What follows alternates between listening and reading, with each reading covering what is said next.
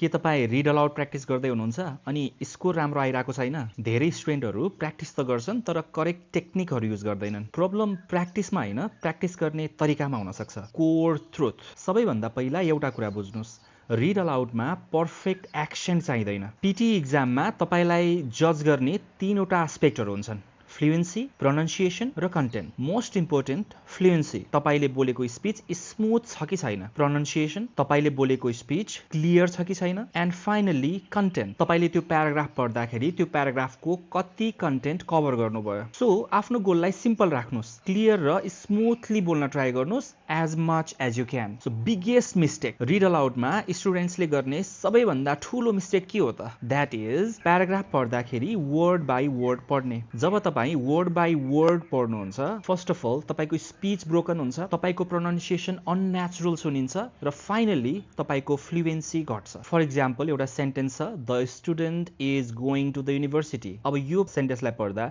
The student is going to the university यसरी पढ्नुभयो भने there will be lots of gaps and there will be no fluency. So correct way to pronounce this sentence will be the student is going to the university. यसरी ग्रुपमा पढ्नुभयो भने speech natural सुनिन्छ। Punctuation in the paragraph, अर्को important कुरा हो punctuation. Paragraph पढ्दै गर्दाखेरि कमा र फुल स्टपलाई कहिले पनि इग्नोर नगर्नुहोस्।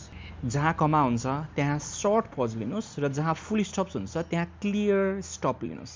यस्तो ब्रिफ पजेसहरूले सेन्टेन्सलाई क्लियर बनाउँछ र तपाईको फ्लुएन्सी इम्प्रुभ गराउँछ। Speed control when you are reading. धेरै स्टुडेन्ट्सहरूको मिसकन्सेप्सन के छ भने जति छिटो बोल्यो त्यति नै धेरै फ्लुएन्सी राम्रो हुन्छ, but that is wrong. Fluency भनेको तपाईले कति छिटो बोल्नुहुन्छ भन्ने होइन। फ्लुएन्सी भनेको तपाईले त्यो प्याराग्राफलाई कति स्मुथली पढ्नुहुन्छ र तपाईको स्पिच कतिको कन्ट्रोल छ र कतिको क्लियर छ भन्ने कुरा हो। त्यही भएर धेरै छिटो बोल्न ट्राई गर्दा तपाईको स्पिच अनक्लियर हुन सक्छ र धेरै स्लो बोल्न खोज्दाखेरि पनि तपाईको स्पिचहरू ब्रोकन हुन सक्छ र बीचमा धेरै ग्यापहरू देखिन सक्छ जसले तपाईको फ्लुएन्सीलाई घटाउन सक्छ।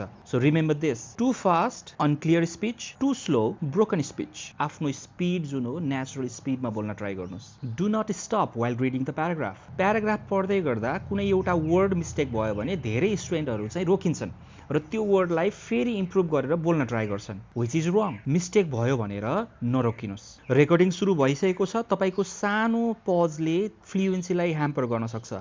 मिस्टेकलाई इग्नोर गर्नुस् र just continue to the next part. रोकिने बित्तिकै तपाईको फ्लुएन्सी ब्रेक हुन्छ र तपाईको ओभरअल स्कोर घट्छ। Okay, eye plus brain coordination. पढ्ने बेला एउटा ट्रिक युज गर्नुस्। टास्क सुरु भइसकेपछि र रेकर्डिङ सुरु हुनुभन्दा अगाडि you will get the time of 40 seconds to quickly read the whole paragraph. Use this time wisely. Find the difficult words you don't know how to pronounce. Pronounce गर्न अप्ठ्यारो हुने खालको वर्डहरू खोज्नुहोस् and look for full stops and commas as well. प्याराग्राफमा भएको पंक्चुएसन्सहरूलाई खोज्न try गर्नुहोस्। अब रेकर्डिङ स्टार्ट भइसकेपछि पढ्न सुरु गर्नुहोस्।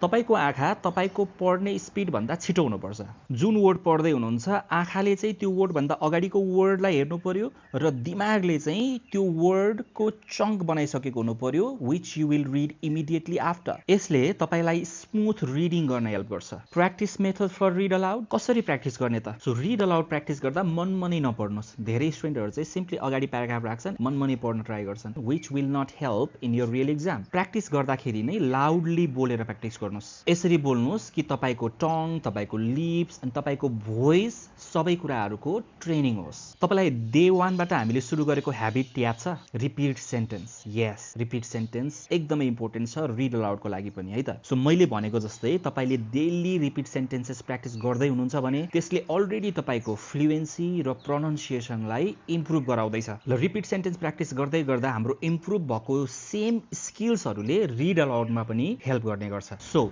रिपिट सेन्टेन्सेस र right from dictation every day practice गर्दै गर्दा अब रिड अलाउडलाई पनि प्र्याक्टिस गर्न सुरु गर्नुहोस्। डेली 10 to 15 मिनट प्र्याक्टिस गर्नुभयो भने इनफ हुन्छ।